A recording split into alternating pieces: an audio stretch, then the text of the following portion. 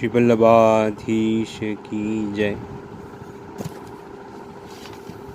अगली बैठक है श्री तागड़ी की बैठक। यहाँ आप श्री एक ब्राह्मण के घर के बाहर चबूतरे पर विराजते थे। ब्राह्मणी नित्य गाय और भैंसों के दूध से 5 सेर मक्खन निकालती थी। एक दिन प्रातः मक्खन निकालकर वह जल भरने कुएं पर गई। इधर उसके 5 और 7 वर्ष के 2 बालकों ने मक्खन खाना प्रारंभ कर दिया। ब्राह्मण उन्हें मक्खन खाता देख बाहर श्री वल्लभ के पास बोला कि भीतर पधारिए, श्री कृष्ण और बलराम मक्खन आरोग रहे हैं।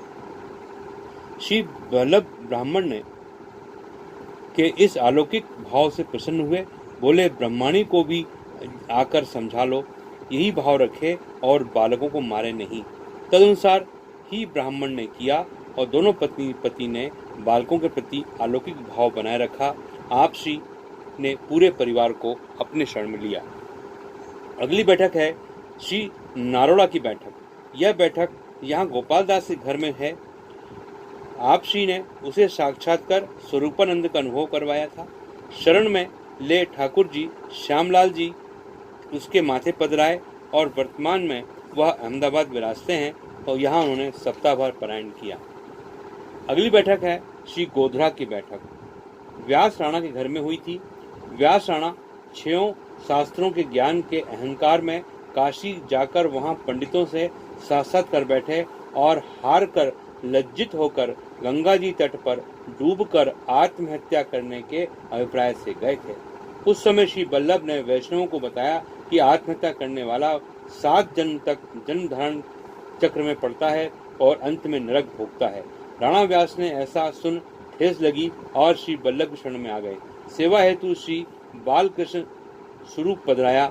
इसी स्वरूप को की गोधरा में सेवा करते थे। आप श्री ने यहाँ सप्ताह भर पारायण किया था और राणा व्यास के सामने वेणु गीत की आपने व्याख्या की थी। अगली बैठक है श्री खोलारू की बैठक। श्री जगन्नाथ जोशी के घर में हुई। आपकी कथा सुनते हुए आप में बहुत समावेश और समारस होता था।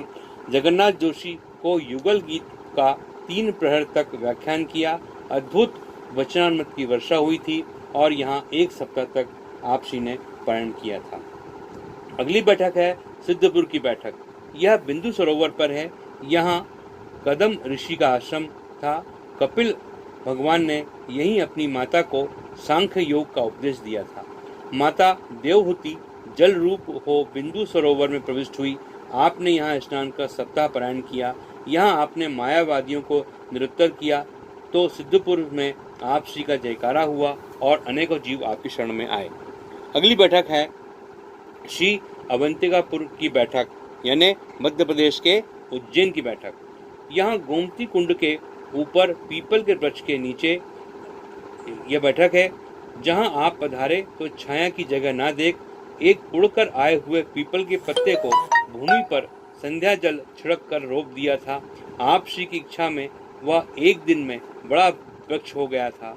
अगले दिन उसी के नीचे आप श्री ने सप्ताह का पारायण किया था। गोमती कुंड पर आपने इसके पूर्व कोई वृक्ष नहीं था। अतः सभी लोग आश्चर्यचकित रह गए थे कि यहाँ की एकाएक इस प्रकार से इतना बड़ा वृक्ष कैसे आया। इसे देख मायावादियों के भय के मारे वह साक्षात करने भी यहाँ नहीं आए। वे सोचते थे कि कहीं हमें जल यह भस्म न कर दें।